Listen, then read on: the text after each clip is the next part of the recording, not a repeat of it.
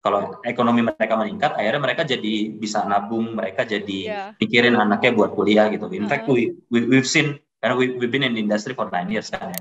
Ada ya petani yang udah nyekolahin anaknya, 2 anaknya di ITB gitu, yang akhirnya udah lulus. Itu kita ngelihat, because we've been doing it for a while gitu.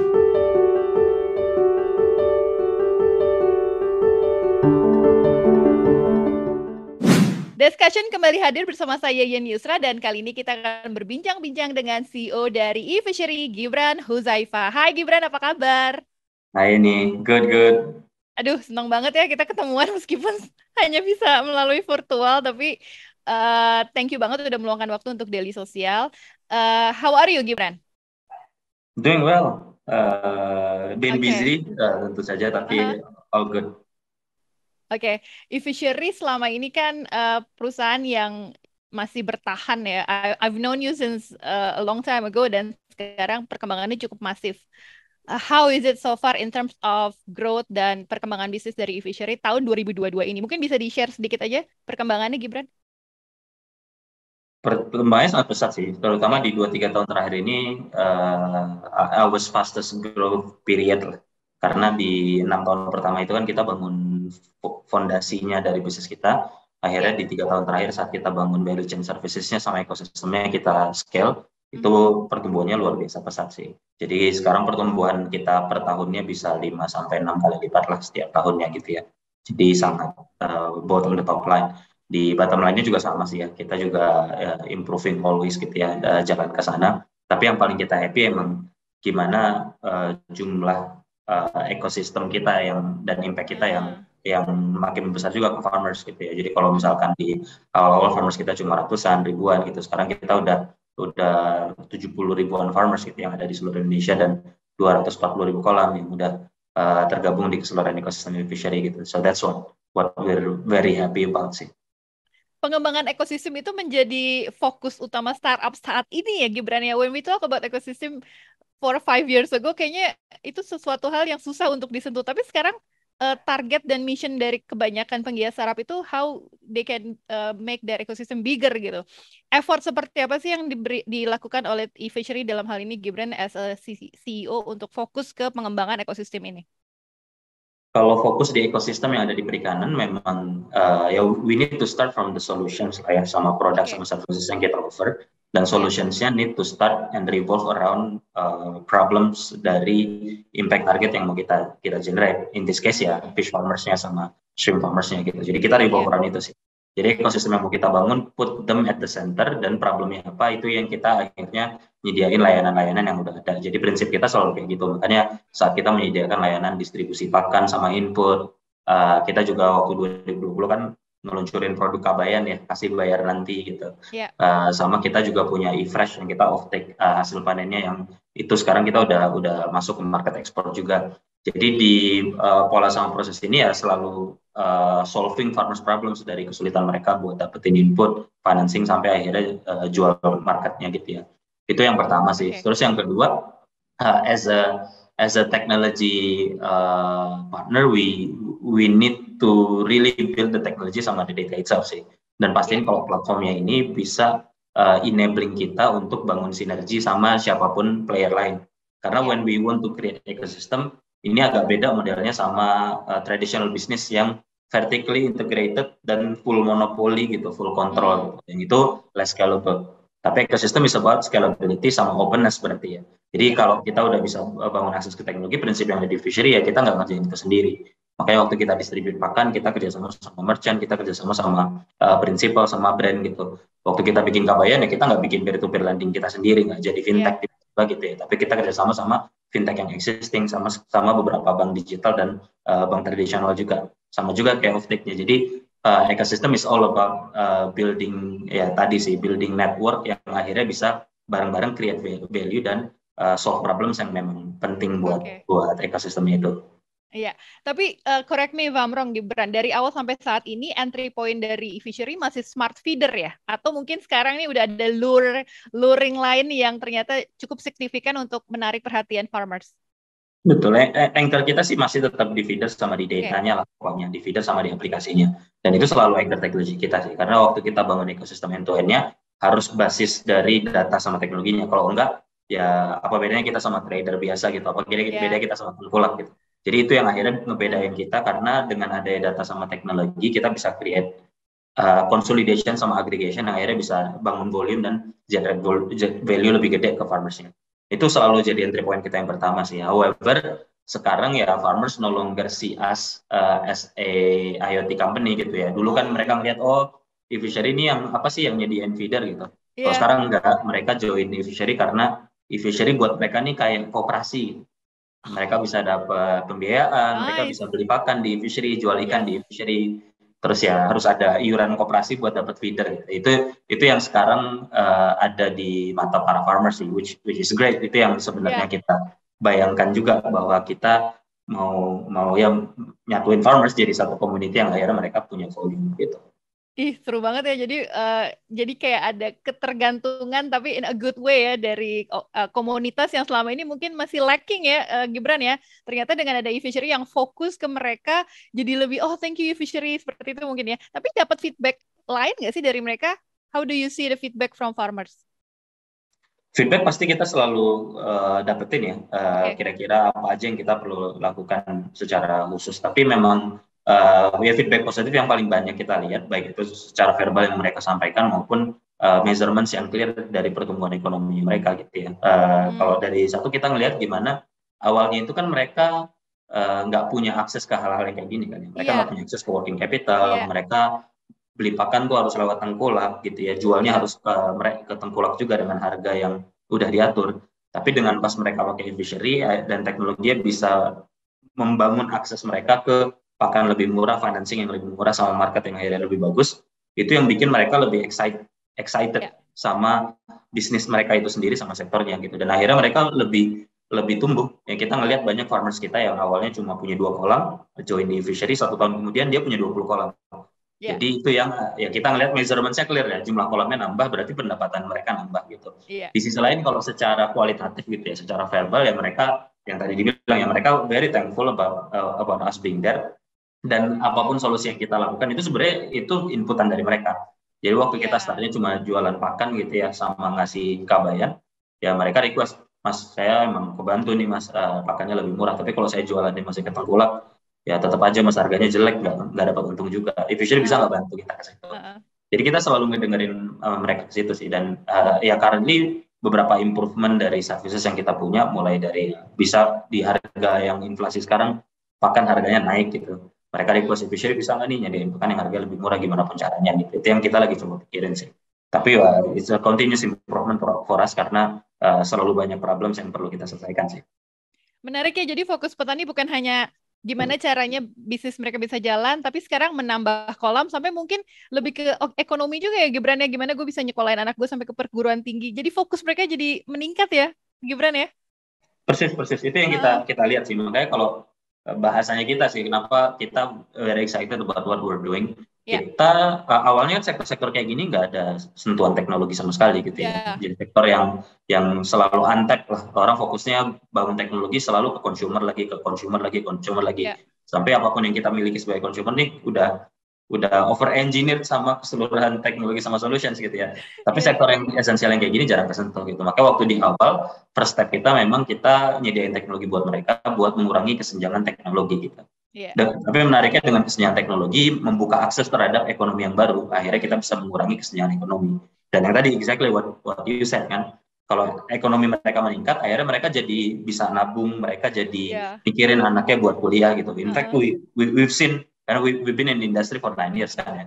Ada ya petani yang udah nyekolahin anaknya, 2 anaknya di ITB gitu, yang akhirnya udah lulus. Itu kita ngelihat, because we've been doing it for a while gitu. Itu karena ya kita bisa support. Tapi itu yang akhirnya setelah kesenjangan teknologi turun, kesenjangan ekonomi turun, kesenjangan sosialnya nanti bakal turun gitu over the long run. Karena petani yang lulus SD aja enggak, sekarang mereka punya kemampuan ekonomi buat anaknya kuliah S1, kuliah S2 gitu. Dan nanti keluarganya pasti akan lebih baik kan ya.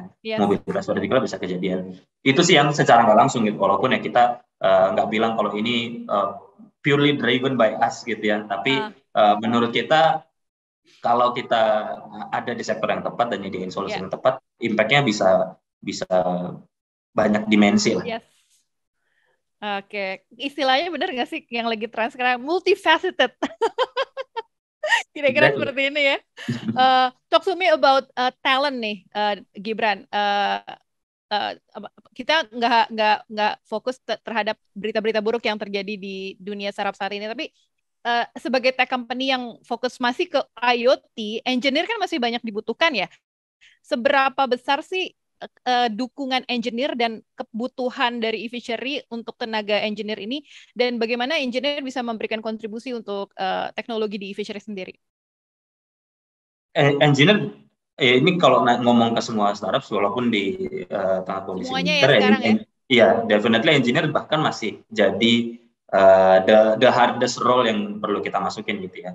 Bukan hanya karena di satu sisi kualitasnya ini gitu ya terbatas, tapi di sisi lain kebutuhan sama demand-nya tinggi gitu dan semakin banyak.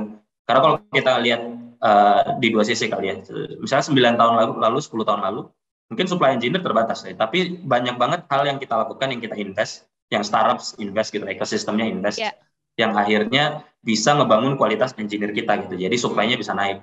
Tapi di sisi lain, demand-nya juga makin banyak gitu. Maksudnya startup-nya makin banyak, solusinya jadi makin banyak. Akhirnya ya semakin gede juga sih. Dan yang kita lihat ya, as most of the tech companies ya, particularly di e-fishery, ya engineer sama produk ini ya jadi driver solusi ini bisa kita deliver. Walaupun kita ada komponen ops-nya, komponen sales-nya, tapi produk sama engineering sama datanya ini buat mastiin kalau service sama value yang kita mau kasih ke farmers ini bisa terrealisasi gitu dalam bentuk yang jauh lebih scalable dengan yang lebih sustainable juga gitu dibanding pola-pola tradisional gitu. Jadi ini sangat krusial sih buat kita, dan kondisinya di kita secara internal ya kita juga tumbuhnya besar banget. Jadi fastest growing roles yang ada di kita gitu dari segi jumlah itu ya di engineer sama produk gitu. Karena kita continually invest buat mastiin kalau end to end solution ecosystem kita baik itu digital sama IoT-nya ini bisa diinvest dengan optimal gitu, dan akhirnya bisa deliver value. Oke, itu investasi juga ya, hire the right engineer ya. Betul, investasi yang returnnya juga bakal masif gitu. Oke, menarik nih karena sebagai perusahaan teknologi pasti engineer menjadi salah satu fokus dari fishery. That's why I asked about that question, Gibran. Tapi ngomongin ekspansi, beberapa waktu yang lalu Gibran sempat mention akan ekspansi keluar Indonesia, which is Thailand. How is it so far? Apakah masih ada dalam roadmap atau ditunda dulu deh? Karena ternyata Indonesia masih luas banget yang belum digarap nih, Gibran. Iya, jadi waktu kita ada rencana ekspansi di beberapa waktu lalu sih emang itu lebih ke aspirasional ya, dan kita mau ngetes produk market fit-nya kayak gimana. Jadi emang kita run pilot di Thailand, kita run pilot di Vietnam, kita run pilot di India, kita juga udah run pilot di Bangladesh. Jadi ada 4 negara yang kita run pilot.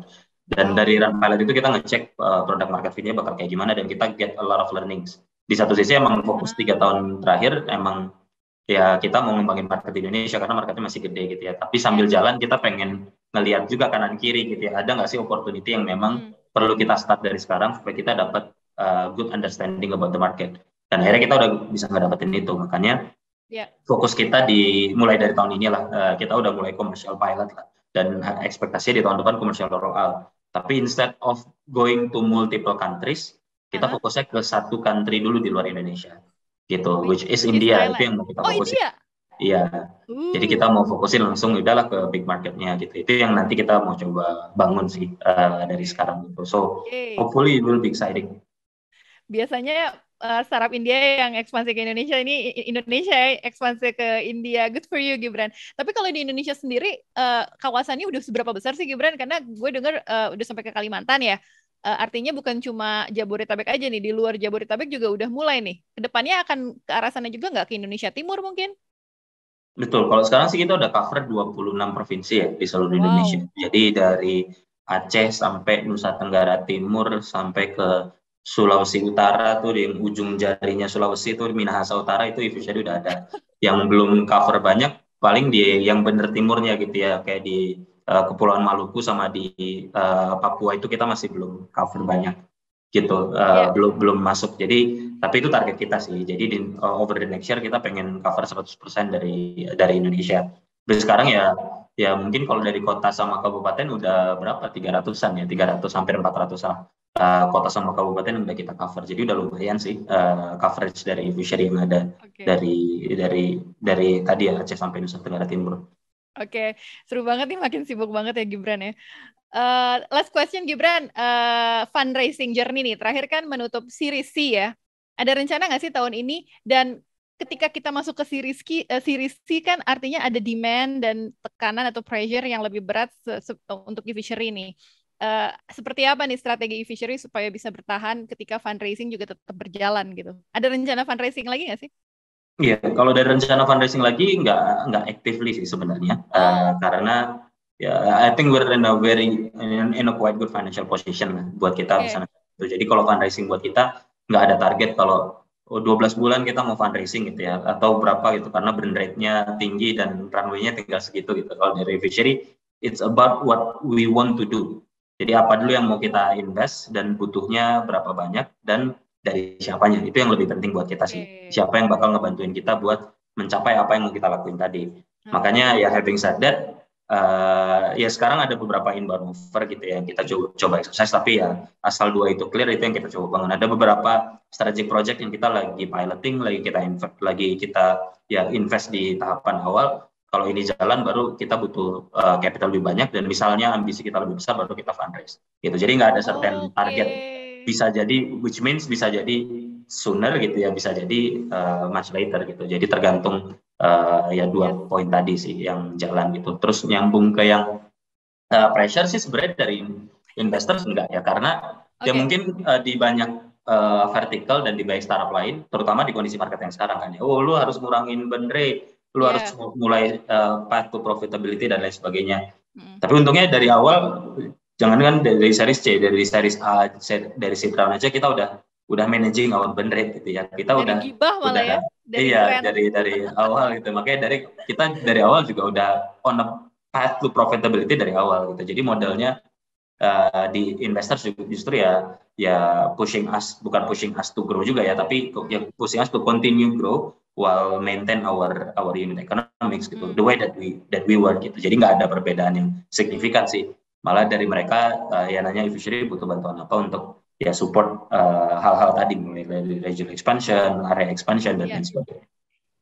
Menarik ya, karena gue kenal Gibran dari awal memang soal fundraising ini bukan sesuatu yang jadi bukan artinya tetap menjadi fokus ya, tapi Fishery termasuk yang under the radar ya untuk fundraising ini. Dan kemarin si Risi juga masih baru ya, jadi untuk funding ke next stage kayaknya juga terlalu cepat, tapi tidak menutup kemungkinan jika ada investor yang pas dan align dengan strategic plan-nya dari Fishery tahun ini atau end of year bisa jadi ada gitu ya kegiatan itu ya. Jadi nggak ditargetin gitu ya sama Gibran ya. Bisa jadi, betul, nggak ditargetin sih. Kita nggak Heeh. ada target waktu, lebih ke ya lihat aja siapa ya dan apa yang bisa kita lakuin gitu ya. Nanti impact-nya bakal kayak gimana kalau kita punya investor itu dan punya capital tambahan gitu.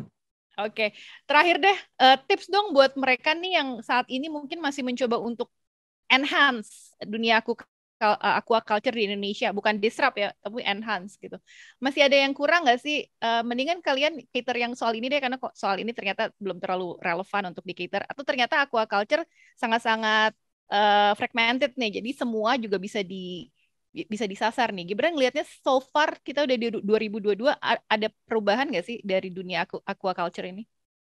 Aquaculture definitely ada banyak perubahan sih. Ya Oke. di satu sisi jumlah startups yang ada di aquaculture yang juga dapat VC funded lebih banyak kan dibanding sebelumnya. Yes.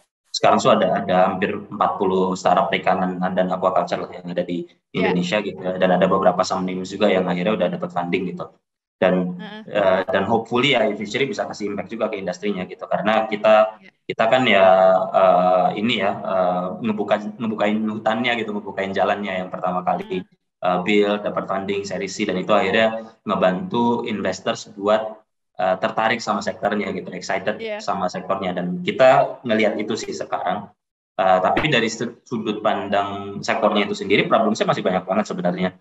Ya, dari mulai urusan penyakit, urusan farming teknologinya, urusan genetics, urusan macam-macam lah, urusan distribution yang sama plasma logisticsnya gitu ya.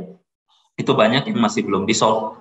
gitu. Jadi opportunity-nya masih gede banget sih sebenarnya buat bisa Oke. ya solving some problems yang bisa jadi butuh more patient capital sama solutions kayak genetics ya group Ya. stock gitu kan ya jauh lebih challenging ya. Hmm. Atau ya ada yang memang lebih short term dan tapi butuh capital investment yang lebih gede misalnya di logistik gitu misalnya. Oke. Atau di fresh sama cold storage-nya gitu. Oke. Tapi opportunity-nya masih gede banget sih karena growth di sektor ini juga kan masih gede karena currently the fastest growing food sector kan ya in the world sama in Indonesia gitu ya. Gitu sih. Oke, terima kasih Pak Gibran masukannya buat adik-adik yang mau menyasar ke sektor aquaculture. Menarik banget tuh tadi yang dimention oleh Gibran. Semoga bisa jadi inspirasi buat mereka ya untuk menghadirkan inovasi baru dan mendukung pertumbuhan aquaculture dan tentunya mendukung petani ikan dan tambak di Indonesia. Thank you Gibran for having us dan sukses sama rencana-rencana ke depannya. Kita tunggu info terbaru soal update di India ya. Itu menarik banget ya. Thank Oke, terima you. kasih Gibran atas waktunya. Sampai ketemu lagi ya Gibran. Bye. Yo, bye.